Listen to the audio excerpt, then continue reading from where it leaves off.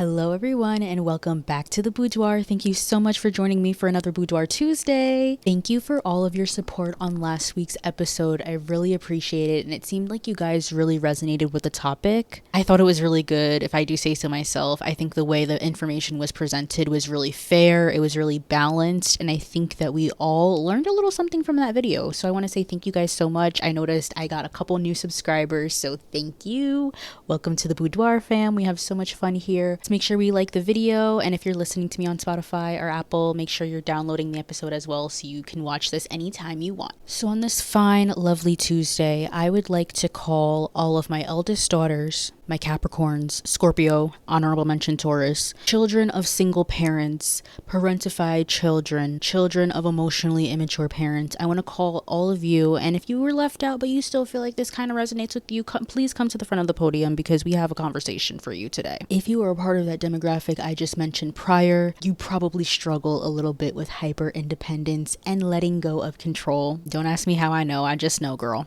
When you've lived a life where a lot of things were out of your control, whether you lived in a tumultuous household where there was a lot of sudden changes, a lot of moves, a lot of crazy weird things going on that you couldn't really talk about, a lot of like secrets and hiding and like just stuff that is not normal and that would cause a lot of damage to somebody. When you grow up in that type of environment, you don't have a lot of stability. When we're brand new humans, when we're fresh out of the womb, like that's the first thing you need. You need unconditional love, you need that support, you need mommy and daddy to be there when you cry, you need your needs to be met, you need to have everything you need to have stable water, food, housing, clothes. Like every day should pretty much look the same for you, basic needs wise. If your environment growing up didn't have that, or you just went through a lot, you probably have a hard time letting go of control, or you're just very hyper independent. You've had to raise yourself your whole life, you've had to get yourself to this point, and for years you've had to live like this. It's hard to think of any other way to live when this is just the only way you pretty much have learned how to survive up until this point. And I just want to say I'm proud of you, because we talk about trauma a lot. I feel like mental health, trauma, all of these things are talked about, but like when you actually think about it, like some of the things that people have had to face, like the adversities that people have gone through in their childhoods, in their homes, like things that they just didn't ask for, it's hard and it's not fair because you don't know how you would have been if these situations hadn't happened to you. And it sucks because it's out of your control. You didn't ask for this, you didn't ask for this life, and now you have to carry all the baggage that comes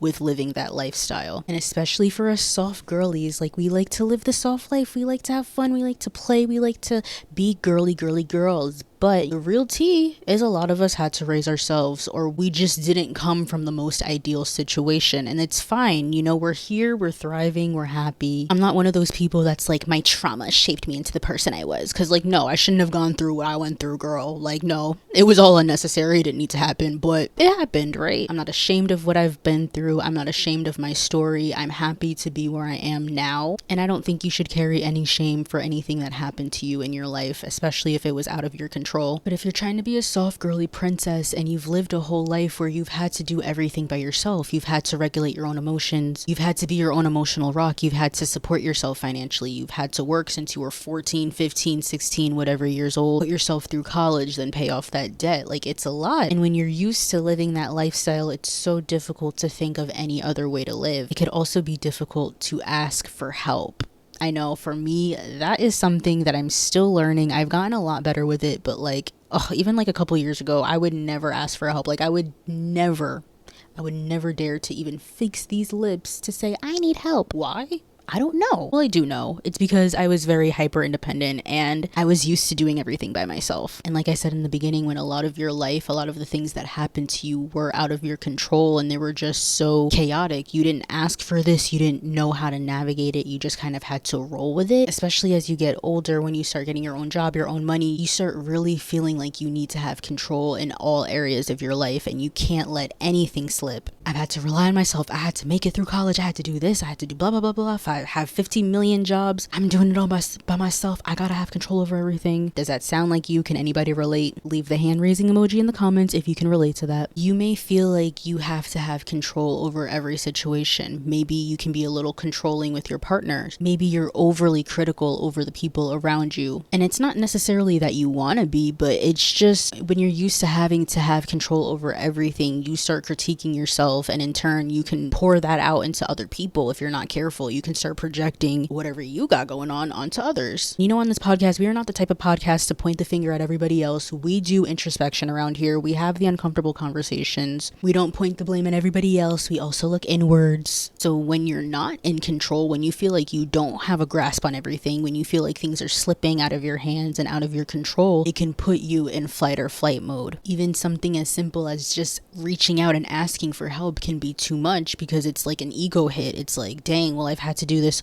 all along and I have been doing it all along. Why can I not keep it up anymore? Like, is there something wrong with me? And then there you go again, start internalizing that stuff, making it about you, when it's literally things that are outside of your control that are doing this. And if it's not that you're too prideful to ask, you think that everybody is going to mess it up if you don't do it yourself. You know what I'm calling in the Virgos too? The Virgos are going to have to catch this straight. You don't ask nobody for help because I can do it all on my own. I can do it better than anybody else. I know more than everybody else. So you just sit there and suffer. Okay? I'm on to you people. So in turn, because of that, you start suffering from anxiety, depression, because you just have so much going on, so much on your plate, and no human is physically able to carry all of that burden. But for some reason, some of us ladies out here think we're Superwoman, Wonder Woman, whoever. We just want to take on every single task in the world. Why is that? Sadly, that's how we were raised, you know? And that's why they say early childhood development is literally the most integral part of a human being's development, because what you're learning in those formative years literally sticks with you. It doesn't just stick in your heart. It doesn't just stick in your brain and your memories. It sticks in your body. It sticks in your nervous system. It can turn into autoimmune diseases if you're carrying all of that stress and just letting it fester in your body. You look like me, you especially, we're like 3 times more likely to suffer from that type of stuff because we stay stressing. So it's serious. Like, it's not just about letting go control. It's like this stuff can actually have a negative impact on your health, your physical health, not even just your mental health. And if you weren't blessed, you know, everybody wasn't blessed with that solid family foundation. Everybody wasn't blessed with a great group of friends. And, you know, everybody always will say, turn to community, turn to community. We need third spaces. But we tend to forget, like, everybody doesn't have that. Everybody doesn't have that person they can go to that truly hears them and understands them and can lend them that support in that way. And I think we need to be more empathetic of that. And everything can't just be a blanket statement, we'll go find a community. Like, some people don't have that, sadly. But having that would release some of that control, because at least you can talk to other people in your community about what you're feeling, or even just having that support system there to help you through it. I want to talk about some of the ways I relinquish control, and this is a daily practice for me, meaning that I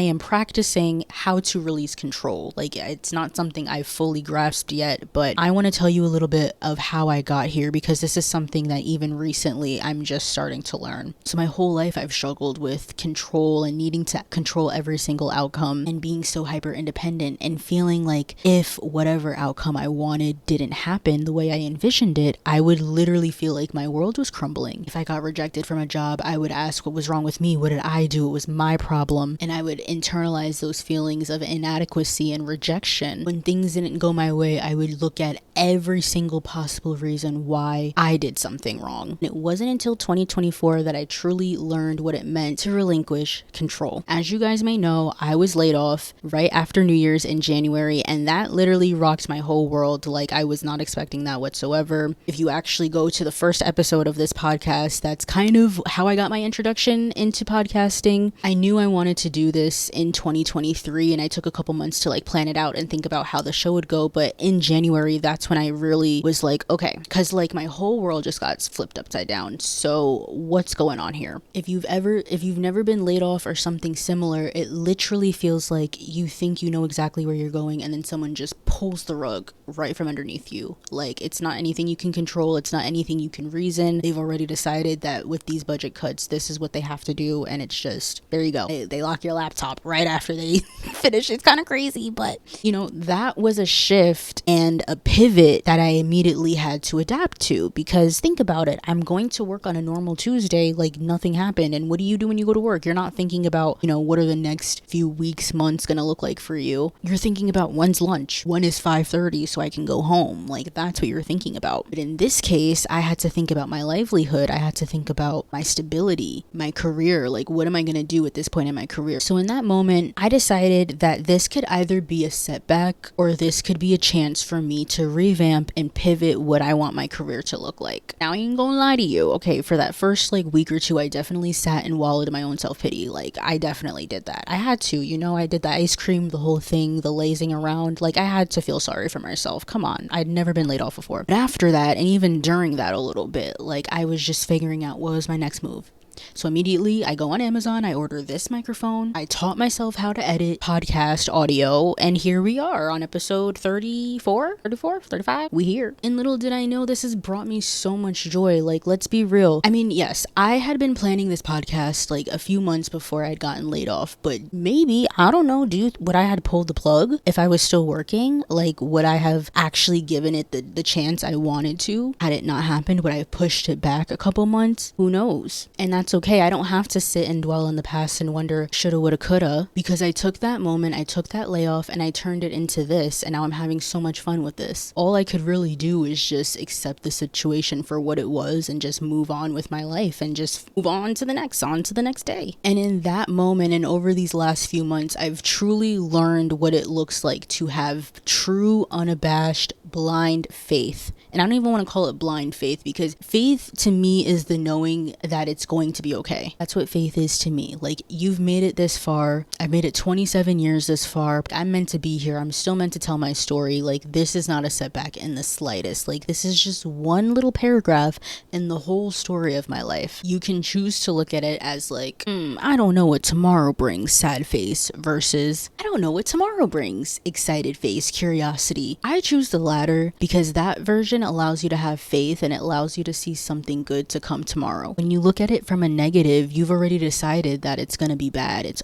You've already decided that it's not going to be a good outcome. So why even look forward to having faith when you've already decided, well, I guess it's just going to be bad from here on out? Mindset truly matters. I promise you. Like, if you have a negative, toxic mindset, you don't see any good. You don't see any sort of like ray of sunshine, even in your dark cloud moments. It's gonna keep being dark, and it's hard, especially, you know, something like that, like a layoff, or like, you know, even if something worse happens to you, like, it's hard to have that faith. It's not easy. Faith is not easy, you know. If it was easy, everybody would have faith, but it's such a difficult thing to come to terms with, because it's something that you cannot control. The uncertainty is what gets us. We want to be able to say, I know for sure that this is going to happen tomorrow. I know for sure that this is exactly how it's going to go. You can't always do that. You can't always have control over everything. And that's something that I've truly learned. You may think you know exactly how it's going to go. I set up my whole, like, you know, New Year's plan of how I wanted this year to go. Bitch, none of that happened. None of that happened. Except for this podcast, that came true, but like, most of it didn't come true. That's just how it is. It's not a moral failing on my part. It's just, it didn't happen, and that's okay. So many other good things that I didn't predict happened that I never would have even guessed that could have happened to me. And that's why I say sometimes uncertainty is a good thing, because you get so many good surprises. You don't want to necessarily know how the story is going to unfold. Like, would you read the last chapter of the book before you start it? No, you want to start from the beginning and follow the steps and like follow the roadmap of how the story is supposed to go. Don't fear the future. Don't dwell on the past, but instead focus on what you can control in this present moment. Maybe you can't control what your bank account looks like today, but you can control what financial books are you reading. You can control what savings plans, what methods are we going to use to tackle some of this debt. Like, the tangible, focusing on the tangible is going to release some of that uncertainty and anxiety, because a lot of it comes from you not having evidence of the thing being possible. So we're going to use debt, for example. Like, let's say you have a large amount of debt and you're like, oh my God, I'm so inundated with all this debt, like I don't know what I'm gonna do, and you're so focused on what you don't have control over, what the credit bureaus are gonna say. You're so focused on everything that is outside of your control instead of taking that time to educate yourself on how you even get in debt in the first place. Because eventually when you do pay off your debt, you don't want to get right back into the spot you were just at. So you're gonna have to learn like the psychology behind debt. What are the different methods that you can use to pay it off? Setting up a plan for, you know, how many months, years you think it's going to take you to tackle it, and like focusing on the tangible. That's going to get you one step closer than freaking out and being all anxious about what you can't control, what's out of your control. And I will always say this, I think this is a major key when it comes to learning how to relinquish control. You have to learn how to believe in something outside of yourself. I'm sorry, it's true. It doesn't have to be God. If you don't want it to be God, it don't have to be God, okay? For me, it's God, it's the universe, it's nature, it's my ancestors, it's goddess, it's everything, okay? It's all encompassing. But like, you have to believe in something outside of yourself. You really have to. Like, when your thoughts are filled with nothing but, how am I going to pay this bill? How am I going to get this job? I have to lose this weight. I have to go to the gym. I have to do that. You're like working yourself up and you're thinking about all of these things you have to do at once. And by doing that, you're actually being very self-absorbed and you're thinking about yourself a lot. We only think of self-absorbed in the sense of like, ooh, you know, I gotta fix my hair and do all of these things. Like, self-absorbed doesn't mean that. Self-absorbed can also mean you're thinking about yourself so much to the point where it's actually detrimental. Like, you're thinking about everything you have to do so much so that it's causing you anxiety. Like, that's when being self-absorbed goes wrong. Redirect your energy that you're using to focus solely on yourself and use that to focus on something outside of yourself. That can be prayer. A good like prayer session can really take you out of that like cage that your mind can be. You can't see God, you can't see manifestation happening, you can't see, you know, all of these frequencies and sound bowls and all this stuff. And that's the point. Like, you have to be able to believe in something that isn't necessarily, you know, right in front of you, but you have that faith and that understanding and knowing that it's going to be okay. That's why I say it doesn't have to be religion or anything. Like, literally going out in nature, I always say this, like, we see trees every day, we don't even think twice about them, but if them hoes just stop producing oxygen, we would all be looking real breathless very quickly. Isn't that right? So even showing gratitude to nature and saying thank you so much for what you do, like, even while I'm, you know, my thoughts are racing, I'm thinking about all this stuff, you're doing just one simple task of providing us nature. You're doing one simple task of providing us oxygen. You're providing us homes with your wood. You're providing us paper. That in and of itself can take you out of your head. So that's what I mean when I say believing in something outside of yourself. Me, I like to talk to God. I like to literally, like, I'll pray and it doesn't even have to be long. I'll literally just close my eyes and I'll be like, God, please release me of this anxiety and fill me with peace. And immediately I'll feel fine. Like, even acknowledging that the anxiety is present in your body can relinquish some of it. Anxiety is like a boogeyman. Like, it really is. It's something that haunts you. You can't see it really because it's something, again, anxiety is just worrying about the future, worrying about something that hasn't happened yet, something that may or may not happen. But that's all it is. You're basically in fear of the figment of your imagination. Even if you have some real world evidence that things could go wrong, i.e. your bank account is low, you have high debt, whatever, you still have to have some faith and you have to have some belief outside of yourself. That is going to help you so much. Like, I promise you. Just try it. Meditation, journaling, podcast, audiobook, going for a long walk, sitting in nature. But like, these things, people say these things all the time. You hear them all the time because it's true. Prayer works. Meditation works. Journaling works. Like, these things are mentioned because they work. And I say that because I used to be one of those people that was like, oh my God, I don't want to hear about this anymore. Like, journaling, prayer, blah, blah, blah. But like, no, they say that because it works. Like, they wouldn't say it if it wasn't true, you know? So stop being stubborn. Stop being stubborn, okay? I told you I was talking to the Scorpio, Capricorn,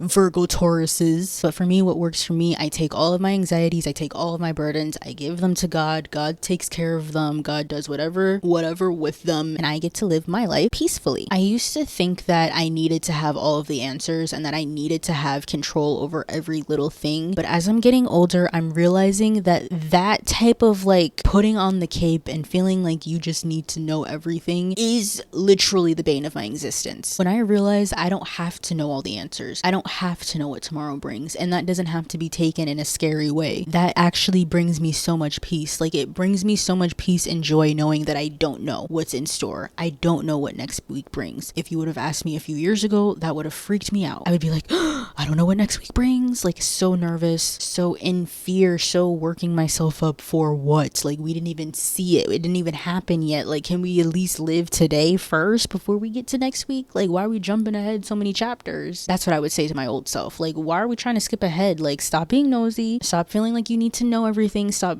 poking your nose and everything, and just let it be. Relax. Take a chill pill. You don't have to know the outcome. Like, it's actually so much more peaceful knowing that you don't have to have all of the answers. It's not for you to know. Some things are not for you to know, and that's okay. You know how they say ignorance is bliss? Sometimes I just want to be purely ignorant, and I just want to walk around not feeling like I need to know the answers, not feeling like I have to be Miss Wonder Woman, Captain America, whatever. Like, I don't want to be that all the time. It's exhausting. It's tiring. I'd rather just live for today and just worry about today. Definitely plan, definitely think long term, do all of that stuff. But when you start getting so anxious about it to the point where it's debilitating and you can't live your normal life because you're so thinking about the future, you need to relinquish some control, girl. I used to feel like I needed backup plans for my backup plans, just always on guard and always ready. And honestly, I still am like that. And I kind of, that does make me feel safe. And I'm not saying to, not be alert and aware of what's going on. But what I am saying is dial back the need to like be in control of everything and overly hyper independent. If you know you can't handle that task, message your boss and tell them, listen, girl,